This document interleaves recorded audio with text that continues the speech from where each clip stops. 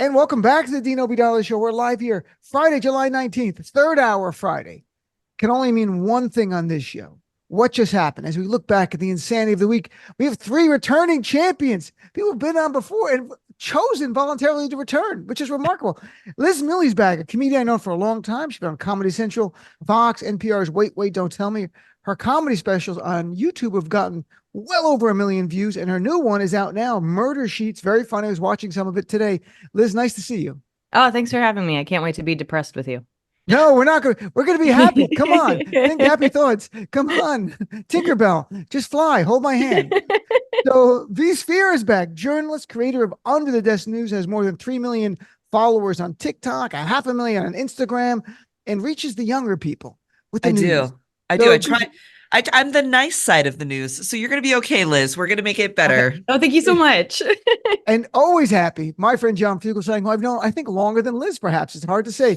Comedian, of course, host of Tell Me Everything with John Fugelsang, which right after my show, and I'm privileged every night to say, stick around. John Fugelsang's coming up next. And of course, he's touring with Stephanie Miller's Sexy Liberal Tour, which I'm joining the show on Saturday, August 3rd, here in New York City at Town Hall, which I'm very happy to be a part of, John. Nice to see you. Thanks, Dean. I was just explaining to my Republican grandma that Kid Rock is the kind of music she likes now. Oh my God. Can we just start? I don't know if you saw the clip of Kid Rock, the awkwardness of the white people in the crowd trying to clap to the beat, it was like the Billy Crystal overbite thing with the white people dancing in a weird way. They were missing the beat. They didn't know what to do. They were told they were supposed to like that music. It scared a lot of them. So John, let me start with you. What was your reaction just to that? I mean, this was kind of odd. Dean, Kid Rock sucks so hard, my TV has a hickey this morning. Exactly what was to be expected. It was going to be, Grandpa taking his dick out at the bus stop in front of the nuns in the white trash convention. That was the entire thing we saw. I wrote a little limerick to honor Kid Rock last night. I was so inspired by his performance. I wrote, "Don't let his persona mislead. He's a privileged white kid indeed. Lip sync the convention, but please do not mention his sex tape with the singer from Creed, because that's a real thing. Google it. He did that." So yeah, That was great. Great when the Republican National Convention finally finds its level, to go from Eisenhower down to Nixon, down to Reagan, down to Bush, down to Quayle, down to Bush, down to Palin, down to Trump. The obvious next nominee of the party is Kid Rock's hepatitis. So I thought that was a rollout of the next campaign. So Liz and V, I mean, I'm not sure if you saw the Kid Rock thing. I don't want to put you on the spot for that. I watched a little bit of that and it was painful. So V, we'll go to you. And Hulk Hogan was the highlight. I mean, the best they could get, because Jerry Lawler wasn't available apparently, or Bret Hart. Like, they're looking for wrestlers from the 80s that younger people have no idea even what these words mean. But if you Google it, the wrestlers from the 80s. So V, just what was your take of that? We'll get to the Trump speech, which is a separate conversation in a second. One, when Kid Rock came out, I was like, I want that outfit. That eagle belt buckle, that's like right up my alley. That's lesbian fashion 101. I need these like over the top belt buckles and the hat and everything. I was like, whoa. One, thank you for representing lesbian fashion, Kid Rock. I appreciate you. Number two, I had this so when I was a kid, Hulk Hogan was my favorite, right? He was the true American. I was ready to Hulk up when I would be sad. My dad would be like, Hulk up, buddy, right? We would Hulk up until Hulk Hogan was responsible for the WWE not getting a union. He took Jesse the Body Ventura out, and that's why the WWE and Vince McMahon were able to squash movements towards there being a union for these wrestlers. And that's when my dad was like, we're no longer hulking up. We're not doing this anymore. And now Dad's favorite wrestler is CM Punk, who is very punk and very against Trump and the Republicans. So Hulk Hogan, you broke my heart. He used to hate Trump. He campaigned for Barack Obama one time. Wow. But man, between Kid Rock's eagle belt buckle and Hulk ripping the American flag in half to show his Trump Vance support, I think we were like pretty on brand as far as a Vince McMahon production goes. And Liz, I mean, I was watching, they had this cutaway to Trump's face during Kid Rock, and he doesn't exactly know what's going on. I mean, I have to be honest now about Donald Trump. There's a little bit of that going on. He's like, is that Tiffany? Like, I was wondering, he's like, is that my daughter? She's good in a hat. And then he did stare. I don't want to get to that. So what was your reaction to either the Kid Rock or the Hulk Hogan? Those are the big celebrity entertainers. That's the big people they got. I mean, Scott Baio was busy. Oh, I mean, that's been going on, since 2016, just people dropping out. Don't use my music. I don't want to be associated. Like, I just feel like I don't, I don't know if the Republican Party is putting it together that this is all they can get. They're just like, oh, we must be a fan of this man, I guess. I don't know. I mean, the Hulk Hogan thing is just, you're reaching so far down to find any kind of person that's going to represent you. Like, I don't know. It just feels like they're That's not going to bring in women and millennials, Liz, really? no, it's not doing anything for me. But I mean, The black vote will come in for Hulk Hogan, right? Yeah, maybe. Well, he has strong views on black people. In case you heard his video from 2006, I mean, where I'm actually- sure. By the way, I should tell people in case people don't know. So in 2015, he was banned from professional wrestling after a video came out in 2006, and his daughter was dating a black man. I guess apparently she's famous now. I didn't know her. Brooke Hogan, Yeah, icon, influencer. So he said about this on tape, there's no denying, he apologized. He said, I mean, if she was going to F some N-word, I'd rather her marry an 8-foot tall N-word worth $100 million, like a basketball player. And then he adds, I guess we're all a little racist. Fucking N-word. And so the RNC could not even find someone who didn't say the N-word. Go ahead, I missed something? I hate to interrupt, but you also missed the connection that Hulk Hogan was fired from WWE for his offensive racist statements. In 2015, the same year, Donald Trump was fired from his own reality show series for offensive racist statements. Last night, they were both together on stage in front of an arena full of white people who were not bothered by either of their offensive racist statements. Who among us hasn't said the N-word? They should have opened the convention with that, right? No, not Me. us. I've never said it. Not This is the us. thing. I don't mean People us. I mean, that's the convention. We don't say, I've never said the N-word in my life out loud. I'd say the People N-word. keep trying to say that though, and they're like, Right. well, I mean, a lot of people have said it. I'm like, I haven't. I don't know anybody who has, like. I think it's a pretty common thing. It's not like it's new that you're not supposed to say it. It's like it's been pretty established, at least for the last 50 years or so. Yeah, but I mean, this is what's been going on since before 2016, Sure. where people used to be ashamed of being awful That's right. people, and they're, Yeah. what is it? The white hoods, now they've taken them off, and they're not Just a white ear hiding. bandage. They ripped now. them off. And Yeah, underneath- now they ripped for them off, sure. and underneath them is a Trump Vance hood. So Can I tell you who my favorite celebrity was, though, that they had? And I use the word celebrity loosely. They had Savannah Chrisley up there. Her parents, Yeah. of course, Chrisley knows best. And she was going on and on about how they were being unfairly prosecuted and all this business. Her parents' prosecution began in 2019 under the Trump administration. So I have to assume that she's going for a pardon because She is. it was That's his DOJ that went after him. that But was very it's so- transactional. That was so transactional. That was unbelievable. Yeah. She's up there demonizing and making it seem like it's Fulton County, like it's a Manhattan, Fulton County DA, nothing to do with No. it. It's federal.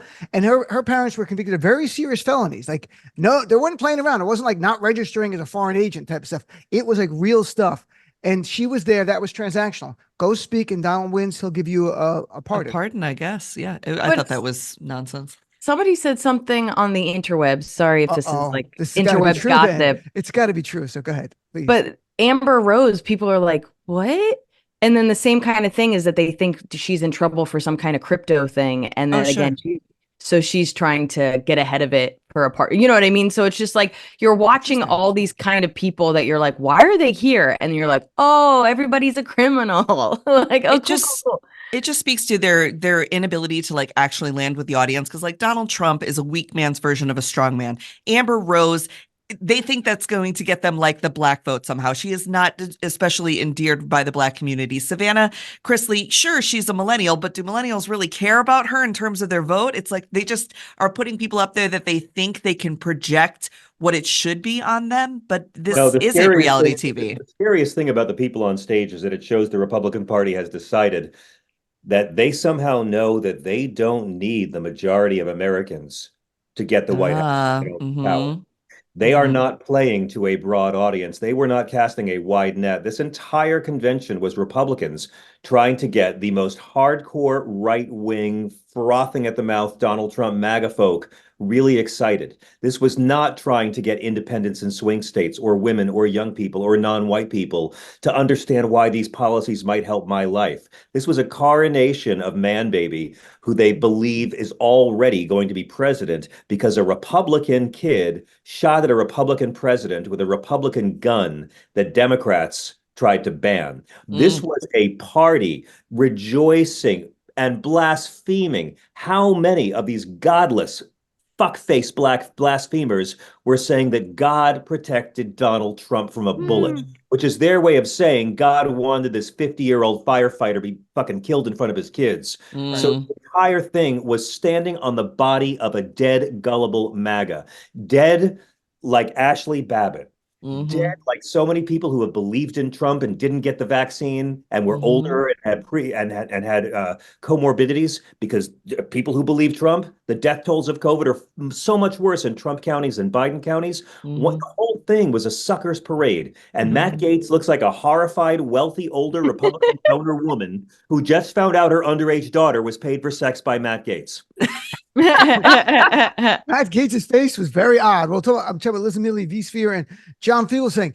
Okay, let's talk about Trump's speech a little. It gets fact-checked a lot, but he said one thing that's true. He said, I'm not supposed to be here tonight. And it's true. He should be in prison. It's ridiculous that this guy, that you could attempt a coup in front of our eyes. You could incite a terrorist attack. You could be charged with felonies, and you're not in prison, and you get to run for president. I don't understand what's happened to our nation. This should not even happen this week. Right. It should have been someone else, whoever it was, who wasn't convicted of felonies, but not attempting a coup. It's not even the felonies. It's the attempting a coup. It's terrorism on our capital. According to the dictionary, it was terrorism. Yeah. Use of violence or the threat of violence to bring about political change. And this was a convention that normalized it. This was a convention of people who lie that they are Christian and lie that they are patriots and lie that they respect the Constitution, celebrating beating what we call the fuck out of policemen on the Capitol steps in service of a stupid lie. It was normalized. And in a year when we can have this debate, Dean, where the moderators don't even bring up that terrorist attack that ended the 240-year peaceful transfer of power tradition in this country, Jake Tapper didn't bring that up till 40 minutes in that godforsaken debate. They have normalized it, and the media wants their tax cuts. The media wants their Trump ratings. The media has weighed in on this. And I want to get you guys all to chime in, but for just hypocrisy, and we call out, at least I call it Republican hypocrisy, not to shame them. You can't shame them, to keep our sanity. That's literally why, or we'll be in a gaslit world. Speaker Mike Johnson said at the convention, we in the Republican Party are the law and order team and have always been, and we always will be the advocates for the rule of law. And you had literally Peter Navarro leave prison and get flown to speak at the convention. Donald Trump is a convicted felon. Rudy Giuliani is charged with felonies in Georgia and in Arizona to overturn the election. Christina Bobb, the election integrity RNC lawyer, is charged with felonies for election subversion. And this week, a Democratic senator was found guilty on 16 felony counts, and Democrats called for Menendez to drop out, and not one Republican called for this corrupt felon Democrat to drop out of the Senate, because felonies are acceptable now, and they have to defend crime. They have to. So Liz, let's go to you. What do you think, my friend? The idea of this, we're the law and order people. It's just, and we're going to keep you safe. And they're like, migrants are bringing crime. No, the Republican National Convention is bringing crime to Milwaukee. The crime rate went up. I had the mayor on. I'm like, if you hide in the terror alert in your city, you got criminals there. So go ahead, Liz. Isn't everything that they do gaslighting? Like, isn't everything that they do saying like, hey, we want small government. We don't want anybody to tell you what to do. Hey, women, you can't control your bodies. We will tell you what has value in your life. So it's just like, everything that they do is, I have a bad vocabulary, but it's like opposite day. Like, what are we doing here? So it's just like, I can't hear that they're the law and order when they're the same people that the Supreme Court has rolled back gun laws on top of every single thing that has kept us small, like very smally safe is, I remember when the Supreme Court basically, was it for New York City that like, there's certain laws that the reason we don't actually have a lot of gun crime here, like other places, was again? They overturned New York State's gun laws. Yeah, because they said it was unconstitutional. And it's like, only believe in states' rights when they're defending racism. You're like, exactly. So you're just like, so everybody, because like I've posted jokes about like, like Roe v. Wade and abortions and, whatever. And every single person's like, you didn't lose your rights. They just gave it back to the state. But I was like, but they're preventing states from even like, what state was it? Was it Louisiana? Like one of the states that they were trying to stop them from being able to even put it on the ballot and be able to have their autonomy as a state. So it's like, it's all bullshit. Like It all of is. 60,000 women in Texas have been impregnated by rape since the full abortion ban Yep. took over that state. 60,000 women have been forced by men to be pregnant through rape since Dobbs.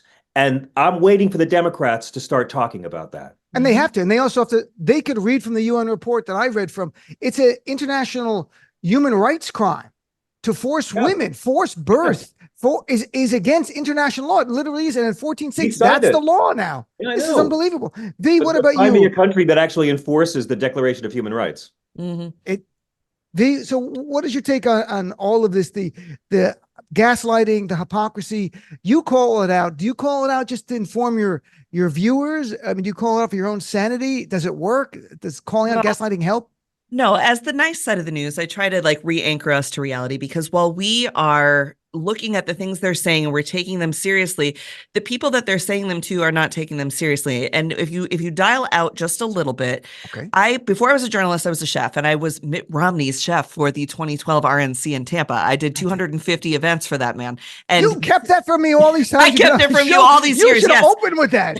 I was a chef for Mitt Romney. From now on, your intro is Mitt Romney's chef from 2012, also under the desk, 3 million followers. I'm telling you, I used to smoke cigarettes with John Boehner in the catering tent and talk shit about everybody at the RNC, and he would bring a magic bar cookies and whatnot. He was actually like pretty cool. But anyway, back in the day, the RNC in Tampa, you had actual like what we would consider like a cool Republican doing speeches that were like really playing to the crowd. There was a lot more young people. One of the biggest concerns at the 2012 RNC was, how are we going to keep the delegates away from the strip clubs that Tampa is so well known for? How are we going to keep the drugs out of the RNC? What were we going to do about like all of the money that they were going to spend? And when you look at this year's RNC, what you're seeing are relics of the past. Newt Gingrich was up there. Like, where has he been? You know, the worst of the worst. But they didn't have those like cool guy Republicans out there. They had Kid Rock. They didn't have like Marlon Wayans or whoever, whatever that man's name is. That's like the new fascist country singer. But like, it was so boring. It was a bunch of old folks. They were saying insane things. It's like when they say they're going to ban TikTok, they're not going to ban TikTok. They just like to tell old people, hey, we're going to get your kids off that damn internet. They don't follow through on it because it doesn't make sense. All they're doing is appeasing the most radical, most boring parts of the party that were there, who were not clapping for any of the speakers, not excited about anything. The biggest embarrassment was Nancy Mace. Did you guys watch the Nancy? Okay, so Nancy Mace is Congresswoman from South Carolina. She gets up there and she's like, I went from working at the Waffle House to serving. I went from, she literally gets on there and says, I'm a single mother who is a victim of rape. And if you are out in the audience and you have a story like mine, I'm a sister and a friend to you. Zero claps, nothing. Zero sympathy, not what facial expressions. They were there for a rapist. They were there to exactly. Facial expressions in the audience are like, why is she here? There was such a disconnect between the audience and the real world. Same with the Teamster. He was just like, and that's why you have to support workers and we have to unionize. And people are like, this was a failure. It was a failure. They did not.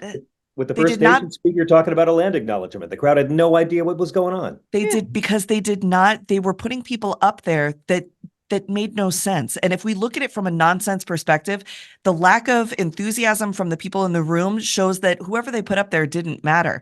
The response online was, why is the Teamsters guys there? This isn't for them. And the lack of clapping and enthusiasm, I think, to me says, well, we could look at the things they say, and as people who are used to something being said and then it going into action, be afraid. I think we are actually seeing the winding down of the enthusiasm rather than the ratcheting up. And I think it makes them easier to beat. And I think we have to stay on message, talk about Project 2025, and not talk about being in reaction to all the nutso stuff they said, because that's what ruined Rachel Maddow's show for a period of time, for me at least. She was constantly in reaction to Tucker Carlson. Fuck him. He says crazy shit all the time, Rachel. Don't react to him. Don't look over there. Be on your message. Tell me what I need to know, not what you need to react to from a madman. And I think that's the media's problem. Is they want to be in reaction. And like we are right now, we want to talk about how crazy it was that they said that, when we should be talking about how crazy Project 2025 is that they published, which they will get done, because the people who are in that room to do the circus aren't the ones who are going to be running the shadow government. It'll be J.D. Vance and the Heritage Foundation. And, you make a great point, though, V. we talk about Project 2025, all of our shows on Yeah. our channel do, because it's very important. I had Amanda Marcotte on from Salon from the convention, and Michael Steele was on my show yesterday, former RNC chair who had been there earlier in the week, said there was no enthusiasm. There was no, Amanda's been to other ones. She goes, I don't know what's going on here. No. There's no excitement. There's not a ton of people there. Nope. She said she went to places to eat and stuff. Things were empty. She was asking them what's going on. People didn't come in for it.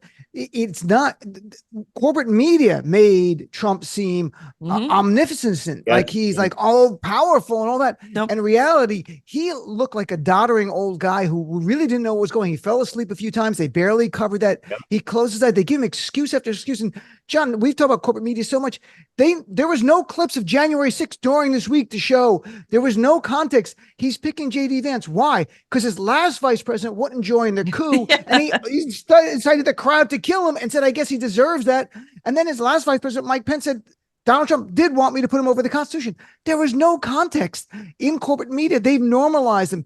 And does it go to the point you mentioned earlier? It's just the corporate executives going lower ratings, less regulations. Mergers is a big thing, is they want mergers. This FTC has really stopped mergers. Mergers that gets more money. They can have bailout and go hang out the rest of their lives playing golf. This is all the oligarchs, man. We're just, sitting in the front row, not realizing how much control we really have at the end of the day. But you're exactly right. I mean, look, this is the same media that's refusing to ask any questions about this Republican on Republican shooting last weekend. I mean, I have this expression I used to say during Trump's administration called "what the fuck fatigue," because it was this nonstop Yes, John, Niagara exactly. Falls of Yes. gaslighting and double talk and jive, and our outrage circuits were burned out, and there were too many what the fucks every day. Joe Biden's great ageism freakout is now officially 5 what the fucks ago. A Republican trying to kill Donald Trump with a Republican weapon is 4 what the fucks ago. It's already forgotten. This is the same media. Dean, when we were kids, I remember hearing endless details about Ronald Reagan's colon when he had to have Oh, yeah. same week as Live Aid. There were pictures of the president's colon on TV every night. Different doctors. Every network had their own doctors to talk about the president's colon. We learned so much about his lower intestine. Dean, have you seen any doctors on TV at all talking about the bullet wound a former president took this week? Was there one? John, was there Eric, one? the smart one, came on the air and said that there was no stitches. So why does the media feed us all this about Reagan's colon, but nothing about Trump's cartilage? They don't care. And Nancy Mace, her funniest line for me was when she said Trump took a bullet for his country. I'm like, no, Naz, you're thinking of John Kerry.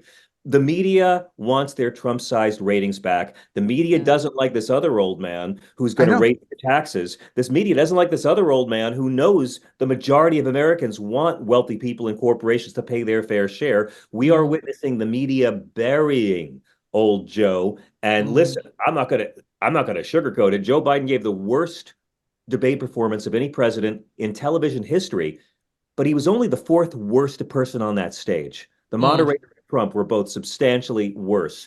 Joe did not lie 600 times in 40 minutes, and the media didn't cover any of it. Dean, I mean, this convention began with Mark Robinson, the psychotic Republican Holocaust-denying candidate in North Carolina, who was in a church 2 weeks ago and said, we got to start killing people under a cross. And none of the Republicans walked out. So yesterday was the birthday of Vidkun Quisling, the famous Norwegian traitor who collaborated with the fascists and Nazis to advance his political career. He wound up becoming the puppet leader of Norway because he was willing to sacrifice his own people to get more popular with fascists. And how fitting it was his birthday, the night we saw all of these little GOP Quislings who used to tell the truth about Donald Trump. Rubio, Cruz, Rand Paul, Nikki Haley, Ben Shapiro, Tucker Carlson, and eyeliner model J.D. Vance. All of them once told the truth about this lying racist grifter who stole from vets, and they all despise him. And last night, they all lined up to lick his boots and take their rightful place in Quisling fascist history. It was astonishing, Mr. Obadala. Absolutely. By the way, Great. Tucker only spoke. The only reason Tucker spoke last night was because Rupert Murdoch was in the audience, and Donald Trump wanted to mock Rupert with the guy whose lies cost Rupert $750 million. And I watched some of Tucker's speech. It was a waste of time. I'm telling you, Liz Miele, V Spehar, and John Fugelsang. Before we go to break, one person I have to touch on. So Melania Trump broke 30 years of tradition by not speaking at the RNC. And I just assume it wasn't in her contract. You know, it's like, I speak at 2 conventions, never contemplated a 3rd convention because only Richard Nixon was nominated 3 times. So a normal lawyer would never put it in there. She's like, page 2, section 3, 2 times.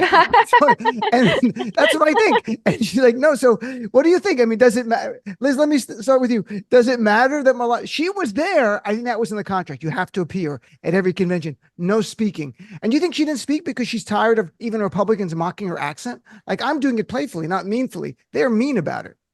No, she was like, I want to wear this dress and you know what I mean? Do a little run, maybe try to find my next husband when this one gets shot for real. And I mean, she's completely, I mean, as soon as he was out of the White House, I mean, half his kids and his wife were nowhere to be seen ever again. So I think, like, I don't know what kind of deal they had when he ran for president and actually got it. I think she was very upset, where she was like, my stuff, what? What? You know what I mean? Look, no, my dress. I don't want to live here. But like, right. I think she's at a place where she is like, I have done more than I ever had to do. I do not care. And I think she's like, I will show up and that's all you get. And he has to just be like, that's enough. Like, just be there for this one thing. But like, I think even if he got the presidency again, I don't think she would live in the House. I don't think she would do she won't do any first lady stuff. And it's for the best. I mean, what she did for Christmas, I'm not even religious. I was like, what is this horror show? And it was all red. Remember that? It was like The Shining. It was like the blood scene in The Shining through the elevators. And she put a wreath on it. What were you gonna say? She will not. She will not. They've already started to set up the fact I think she'll that be the first open lady relationship happens then. That the first lady's office will not be what it used to be, and that it'll be a different position. Something that I was obsessed with. I'm like, Natalie, get in here. My wife is a classical cellist, and the song they were playing, because she walked out to this beautiful sweeping classical music. I'm like, what song is this, and what's the history of this song? She's like, that's Beethoven's Ninth, the third movement, the one right before Ode to Joy. It's not Ode to Joy, so that's odd that they picked that one, and it's the only piece that was debuted in Germany. And so I was like, oh, because normally he debuted his stuff otherwise. I was like, is this some like Nazi underlying, or am I just like crazy and making myself nuts trying to like assign value to what music she walked out to? But I thought that was the coolest moment of the entire RNC. Here comes Melania through the gates, this beautiful sweeping ballet. That was the only cool, clever thing they did. She's not cool and they're not cool, but it worked. And then sits down and is like, okay, I'm going to just wait for this to be over. When she goes to kiss him at the end, it was one kiss on the cheek, not a kiss on the lips that was contracted, obviously. I also thought Ivanka being there in the white, she was there to just like clap and not speak. These people are not going to put themselves anywhere where they're going to face criticism or any kind of like moment in the press. They realize that is not something they want to deal with. It hurts their feelings. This isn't part of their deal. And so her not speaking meant that she could only be criticized so much. And the only thing she could be criticized for is walking out to what potentially may have been a nod to Germany. I don't know. John, do you read anything into, I mean, she didn't even show up to his trial. I mean, most people, I mean, it's true. Like that's the thing. Where was Barron? 7'1". We couldn't have missed him. Well, he's 18. He's 18 now. But I'm saying, he has his own choice. Like so he didn't. I guess he didn't want to do it. I don't know. Was he there? I watched. No, I watched clips of this convention. I could not bring myself. I thought it was really, really boring. And so the TV ratings has reflected it. It really was very boring. Wait, can you guys just picture Barron, though, like alone at Mar-a-Lago? If he, in fact, did not travel with his mother to this event, Barron's just like rocking out in Mar-a-Lago, having the time of his life. I kind of love that. It's like Home Alone. It's like I hope so. I hope so. Yes. He's a young. I hope he set up traps. Yeah, I hope he set up traps. So when they come home, just reading files in a bathroom, just being like, "This is crazy." This is a great. John, what's your take before we go to a break? Any last thing you want to add about Melania or the convention before you? No, Dina. mean, I've said for a long time, I think everyone out there needs to take better care of their health. You need to cut back on the meat, the wheat, the dairy. Please go easy on the partying and the drugs and the alcohol. Try to break a sweat a couple times a week. Get good sleep. I need you all to live a long time. I talk about this a lot in my act. I need you all to live a long time and be healthy because Donald Trump will die someday. I don't want him to die. I don't want him to suffer. No. Right. I want 3 ghosts to visit him on Christmas Eve and make him a good person. But he will go someday, and I want you alive for that, to be there for the funeral, because we all want to see who Melania is bringing as a date. So that's healthy. But I'll also just say, I wish we could have had a cutaway shot of Donald Trump's wife, the immigrant, next to J.D. Vance's wife, the daughter of immigrants, as the entire Caucasian audience screamed in unison, send them back, send them back. I wish we could have had that shot. Yep. And it really was remarkable. The one theme in this was mass deportations. They literally had signs that read mass deportations. They handed out to people. One of the most jarring things I've ever seen in my life. Like that. This year's lie, like the wall to get the racists to give to. It's all about how do you get racists to give rich people a tax cut they don't need. And J.D. Vance blamed his immigrants. Wife. J.D. Vance's wife looked like she had just entered the Hunger Games arena. She was like, whoa. I said yes, but maybe I should have done a little more research for a Yale student. This is on her. She signed up for this because it was like, whoa. It was, all right, let's take a break. We got to shift gears. We have to talk the other side, the Democrats, because it is continuing here. We spent a lot in the RNC and we should. Where we're going as Democrats, all I can tell you is we have to unite to win. That's a given. If we stay fractured, it's not going to happen. So let's take a break. We'll return with what just happened right after this. And welcome back, Dino O'Donnell Show. We're continuing here Friday, July 19th with our friends Liz Miele, V Spehar, and John Fugelsang. So let's talk Democrats. And I've said this for the longest time, not since the debate, but before the debate. To win this election, it can't be Trump versus Biden. It's got to be Trump versus democracy, Trump versus abortion, Trump versus freedom, Trump versus climate change, all of that stuff. Trump versus Biden, Biden could lose that if people are just looking, who do I like, or whatever. What it's been now for 3 weeks is Biden versus Biden. We are going to lose if it remains Biden. I can guarantee we lose if it's Biden versus Biden. We've got to get out of this frame. It's beyond our control because there are Democrats who are adding news content to make the media have a good or bad faith reason to continue. For example, today, 5 House members, 4 in one letter, and Sean Casten on his own from Illinois, calling for President Biden to step aside as the nominee. The media has to cover that. That's real news. So this story continues, folks. It's not ending. It's continuing. And there's leaks. Biden's going to step down. He's not going to step down. This is aging the crap out of me. It is making listeners angry, yet a level of despondence at the same time, a level of like, oh, we're mad, but we're like, you're killing us. We're going to lose if you keep doing this. And they're doing it. So John, let me start with you. I'm curious, what are your listeners saying these last couple of weeks about this? My listeners are saying the same thing as yours. And I would say it's 9-1 people who don't want Biden to leave. And what I've been trying to do is to be like a Jimmy Carter meets Desmond Tutu meets Bono fondue and bring peace to warring tribes, because I'm agnostic on this one. But I'm not a Democrat. I've never been a Democrat. So Republicans forced me to vote that way, and I will happily vote for whoever the Democratic nominee is. I'm going to vote for whoever's not an anti-union scab. I'm going to vote for who didn't hire undocumented workers in 2 different centuries and calls them illegals now. I'm going to vote for who hasn't been friends with Jeff Epstein and Roy Cohn. But this is all going to be done by the time we leave Chicago. This is all going to be in the past. This whole awful month of July, by Labor Day, I mean, we're Americans. We have the attention span of the guy from the movie Memento. This is going to be ancient history. Joe Biden's crappy debate is going to be ancient history.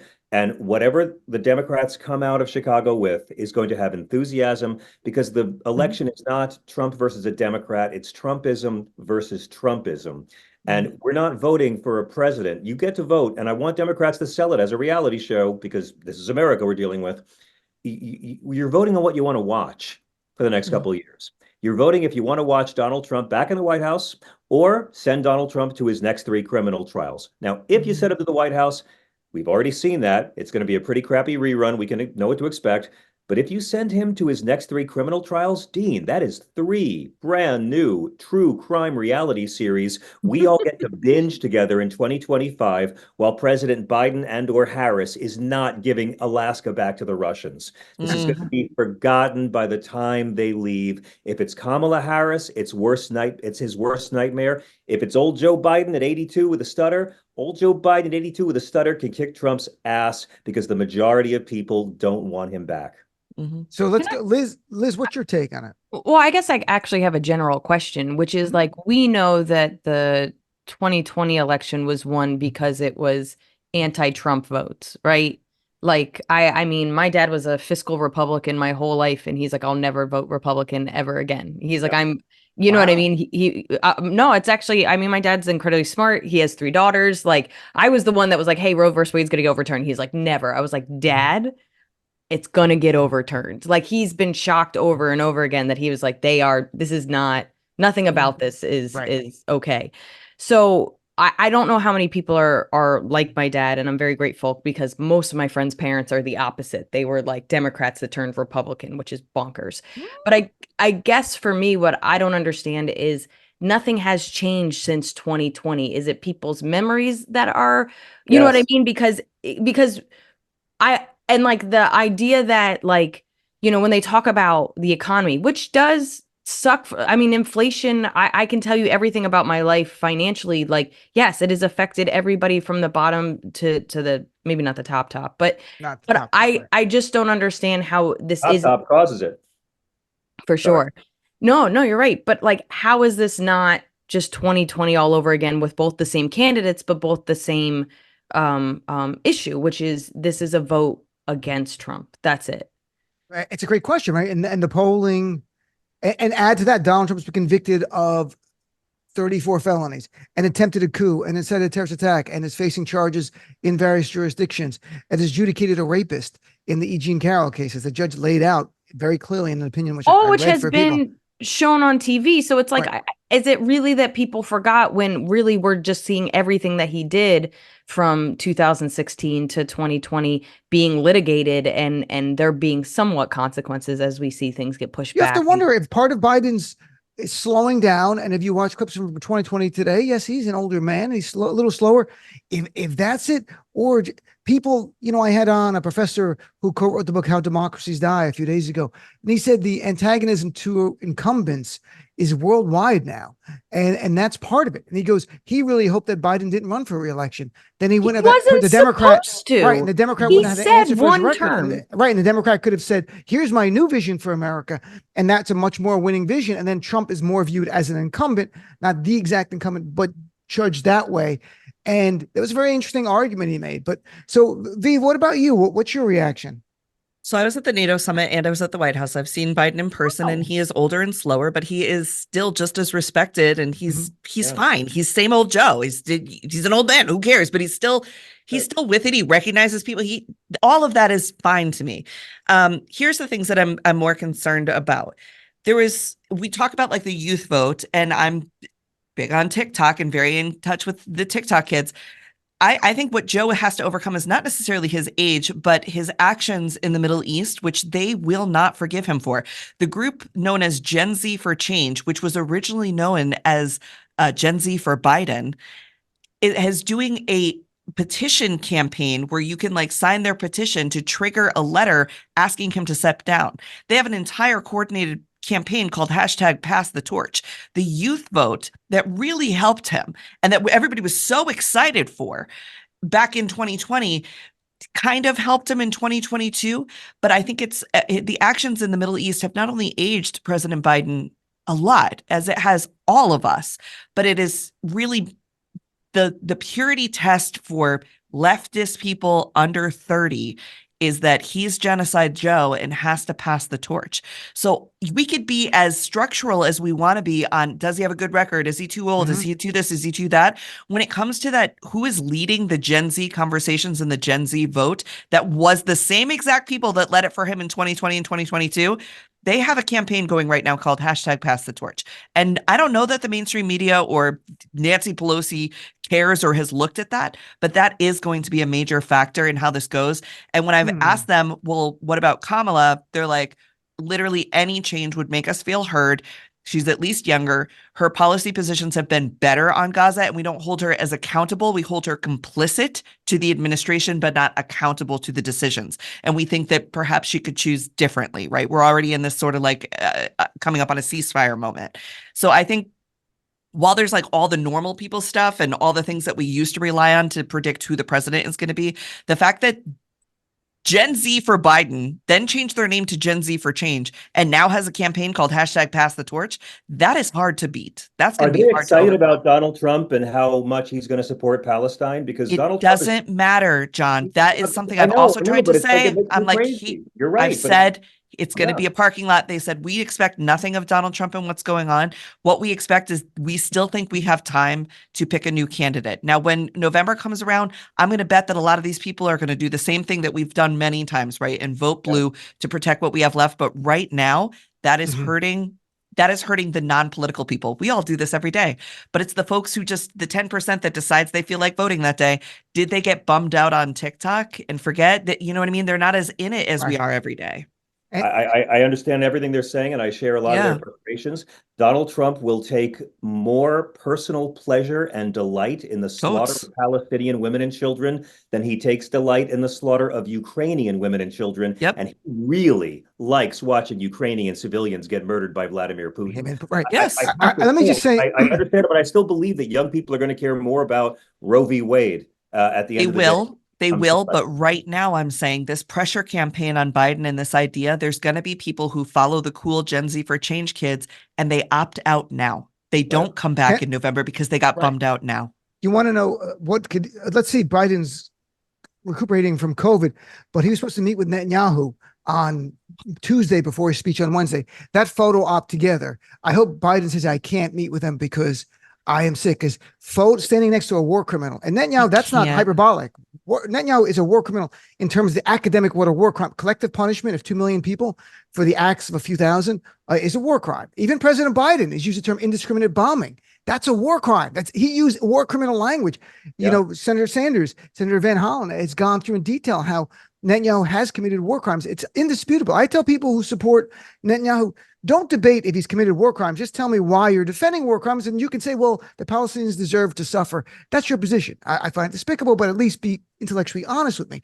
So you're going to have He will not survive that.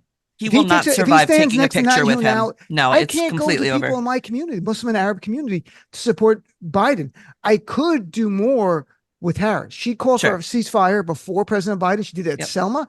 I have a mutual friend who's Palestinian American who's very close with Vice President Harris. In fact, last summer, I was at Vice President Harris's house for an Eid event, for the Muslim event, and they flew my friend in from California to introduce her. Vice President Harris was so nice. I was so impressed with her in this setting with 100 people. She spoke off the cuff, and I'm like, why aren't people seeing how great this woman is?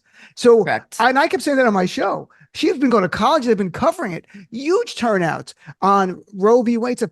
And I'm like John, I'm not making the case that Joe Biden should step down at all. But I also have no sentimentality. If you were showing me polling where Vice President Harris was up by 7 or 8 over Trump and Biden was down by 2 or 3, it'd be much more compelling. It's not. They are so within the same margin of error area. But intangibly, the trajectory we're on, it's got to change. That's all I can tell you. I don't know how it's going to change, but if it doesn't change, you're going to see Trump in the White House. So however it's going to change, policy, big vision of ideas, SCOTUS reform is part of it, other things. But this trajectory we're on is bad. Hear me out. Go ahead, Liz. Assassination attempt against Biden, but he does a backflip to elude the bullet, and that shows his strength. He then also comes out as bisexual. We need more. We need more. No, that's great. No, that's great. So I like that. So he's going to do a backflip. He comes out, I'm bisexual. His wife is like, you do you. And then he was just like, everything's a war crime, and he fixes everything. I think we solved done. it. I think, and we got 8 more years. I want for not just 4 more years. Forget the 22nd Amendment. In fact, if Trump wins, we can forget the 22nd Amendment. That's forever. We only got like a minute left. John, I want to get your take. Has it come up who people would like if it wasn't on your show from listeners? if Biden were to step aside, There's do they only want an open one convention? person in the line of succession, so I don't even Kamala allow, Harris. I don't allow any conversation about anything else. If Same. there's any Democrats out there dumb enough to think that you want to alienate Black women this hard, go ahead and start your own group. But at the line of Oh. succession, it would be Vice President Harris. Either one of them can beat Donald Trump if there's good turnout and if this election is about the issues. But whoever the Democratic nominee is, they're going to be running against the corporate media that really, Right. really wants Trump, not journalists. Journalists' job is to deliver the truth. Media's The job management. to deliver the eyeballs and the clicks and to make the shareholders happy. And they want their Trump-sized ratings and they want their goddamn tax cut they don't need. So Yep. the media is going to smear whoever the Democratic nominee is. Social media will smear whoever the Democratic nominee is. And we should get used to this for the next few decades. I agree. So I want to thank all three of you for being on. I would also want to give you a chance to plug what you're working on because, you know, Liz and John, you're out there doing your stuff. V, you're doing your stuff online. And I want people to know where they can find your work. So let's start. Liz, where can people find your work? And if you want to plug your special murder sheets, go right ahead. Yeah, everything is at Liz Miele, Miele. My new special Murder Sheets is out on YouTube, and I'm actually taping another special called Space Camp in Brooklyn on September 15th. Wow, that's great. Congratulations. I'm Thank waiting you. to tape my first special. It's only 25 years. Yeah, you got So- this. I'm fine tuning it. Just one more punch, one more tag on a couple of jokes. V, what about you, my friend? Where can people follow your work? You can find me at Under the Desk News, where we do deliver the nice side of the news and try to give you some hope. I'll also be covering the Paris Olympics, the DNC. I've got a bunch of cool stuff coming up that's not, drama and Right. politics. So look for that. And you can also find me at the American Fever Dream podcast. We drop new episodes every Tuesday and Thursday. And of course, Master Chef to Mitt Romney. Yes. So much. I was at NATO summit. I was Oh a my chef God, my at Mitt lord. Romney. My I lord. was at the I'm best White friends House. with Admiral You- Kirby now. We're boys. Yeah, we're great. Look, either you're really impressive or you're George Santos. So I'm not I know, really right? sure. One of the No, other. I'm just I like, think you're really impressive. honestly, I'm just so nice. And I'm like, yeah, I'll go. That sounds good. That's amazing. And Mr. Fugelsang, obviously your show's right after mine every night, but where else can people follow you, your work, and your tour, of course? Well, there's we have a podcast as well. I'm writing a book, so I never leave the house, but I do leave the house to do the Sexy Liberal tour, and it's been a blast so far. We've been playing all over the country. It's been exhausting and just the most amazing crowds. We'll be in Atlanta next Saturday on the 27th, New York on August 3rd. We will be in Chicago for the convention, and I'll be broadcasting my show from the convention. And I'll also be at the merch table selling Trump Bibles.